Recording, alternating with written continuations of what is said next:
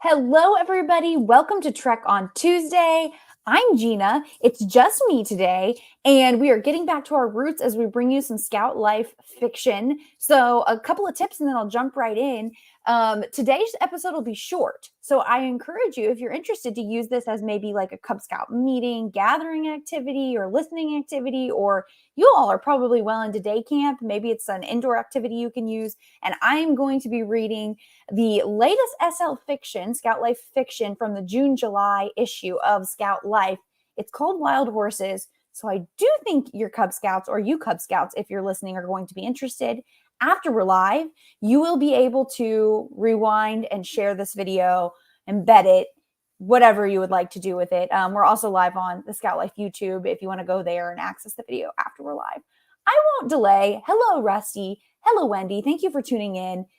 This is Wild Horses.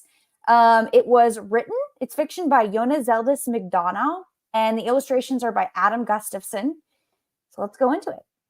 "Here he comes," Eric said to his sister. Anna's eyes weren't on the arena, but looking down at the booklet detailing the pedigrees of the horses being auctioned today.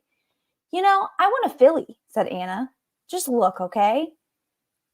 Anna put down the booklet to watch the shaggy golden pony as he was led around the arena. "He's a beauty," she admitted. "He's the one," said her brother. "Not unless I say so too," Anna said. "We both have to agree, remember?" "I remember," Eric muttered, still watching the spunky little pony, which before today had never been touched by human hands. It was early on a July morning, and Eric and Anna were at the annual pony penning in Chickateague, an island off the coast of Virginia. The tradition had started in 1925, but the horses themselves, a group of wild ponies that lived on nearby island of Assateague, went back way further. Legend had it that they were descended from a group of Spanish ponies on their way to the mines in Peru. A storm blew the ship into a reef, cracking open the hull. Despite the waves and wind, the ponies thrashed their way to the beaches of Assateague. The island was uninhabited, so the ponies learned to live in the wild. Some people thought this was just a story and that the ponies had escaped from the early colonists. But whatever their origin, the ponies had been running free for hundreds of years. When they were little, Eric and Anna loved to watch the horses being herded across the channel. Once ashore, the ponies snorted and shook the water from their bodies. Next came the parade, with the scores of still wet ponies clomping down Main Street. But exciting as all that was, the twins had skipped it this year and were here just for the auction. The golden pony was led away, and several other horses had their turn in the arena. Eric didn't think anything of them compared to the golden one until he saw her, the filly that made Anna gasp. Her creamy coat was dappled with dark spots, and her mane and tail were the color of hot chocolate. As she pranced around the ring, Eric could almost feel her joyful spirit. "I want her," Anna said. "She's the one." Eric looked again at the filly, and it seemed that her black, shining eyes were staring straight into his. "You're right," he said. Immediately, Anna started bidding. At first, there were two other bidders, but one dropped out, and soon the other did too. After the auction ended, they met their mom, who had come with a horse trailer to get the filly home. "She looks feisty," Mom said. "Do you really think you can train her?" "I know we can," said Eric. "That's why we bought her," Anna said, "to train her and then sell her." "I know," Mom said, "and your father and I are just so grateful that you want to help." Just as they were leaving, Eric nudged Anna. "Look, those are the buybacks." Buybacks were the ponies that had been bought and returned to the wild to replenish the herd. Anna just shook her head. "What a waste," she said. "Besides, we need the money too badly to ever do that." Eric and Anna had horses in their blood. Their dad trained racehorses, and their mom ran a small riding academy. But several months ago, Dad had been thrown, and he was still in rehab. The whole family was feeling the pinch, so Eric and Anna decided to pool the money that they'd earned from their after-school and summer jobs to buy one of the wild horses. They were confident they could trade and resell it for a profit. Lots of people were eager to own one of the fabled ponies of Assateague. The next day, Eric and Anna rose early and got to work training the filly, whom they called Diamond, for the shape of the marking on her forehead. At first, Diamond balked at the bridle, the bit, the saddle, and the stirrups. But they found she loved carrots, apples most of all, the slightly stale peppermint balls left over from Christmas. Soon Diamond was able to tolerate being tacked up. And then there was the memorable day that she let Anna ride her all the way around the ring at their mom's academy. Eric had groomed her, and her dappled coat was smooth and shiny. "Someone's going to snap her right up," Anna said as she dismounted.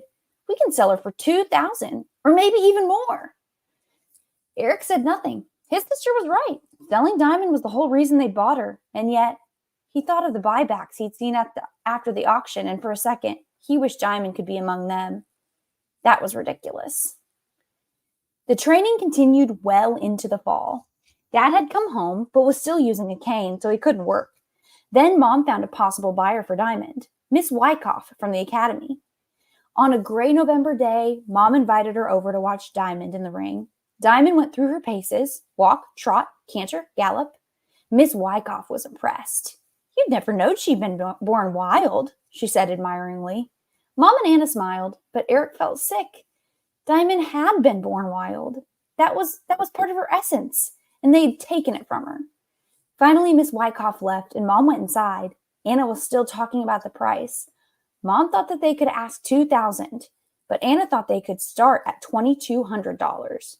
"What do you think?" she asked Eric. "I think we should take her back to Assateague, where she belongs." "Seriously?" "I know we tamed her and trained her, but maybe we ruined her too." He stroked Diamond's spotted muzzle as she looked at him with her bright black eyes. Then Eric went upstairs to his room, where he stayed all night. In the morning, he was asleep when Anna came in and sat on the foot of his bed. "I've been thinking," she said. "I talked to Mom, and she agrees. What I mean is, you're right. Diamond shouldn't belong to Miss Wyckoff or to us or to anyone else. She should belong to herself. So the only thing to do is—" "I know what to do," Eric said. He sat up and looped his arm around his sister's shoulder. "I'm just glad you do too." And in his mind's eye, he could see Diamond running wild, proud, and free. Pretty cool story. Pretty great illustrations. And thanks to Behind the Scenes Brian for putting those up for us. I see a friend in the comments, Aaron, who we missed today very much. But Aaron, we hope you're having a good day off. If you want to access this story, you can see the URL at the bottom of the screen, fiction.scoutlife.org/wild-horses. You can read along. You can have your Cub Scouts read along as you read. You can share this story. It's got a little progress bar at the top, which I really like. And there's even an audio version of it there at the top of the page. Again, today's show might make the perfect quick opening to a unit meeting, a Cub Scout meeting, gathering activity, maybe something to play at lunch at day camp. I don't know, but this video will live up after we are live, which will be just a few minutes. We'll be done there. Hi, Sophie. Thanks for tuning in. And also hello to Noah. Everybody, thanks for tuning in today. I promised you a short episode. I'm going to deliver on that. Thanks for tuning in. And we'll be back Friday for Cub Chat Live, normal episode of Cub Chat Live. And next Tuesday, we have a super special episode of Trek on Tuesday. We're going to have a guest and talk about the Helmet Hair Don't Care contest run by Polaris. It's going to be fun. You can enter that photo contest for a chance to win some cool gear. Stay tuned. More on that next week. Thanks, everybody, for tuning in and enjoying some Scout Life fiction with me. See you next time.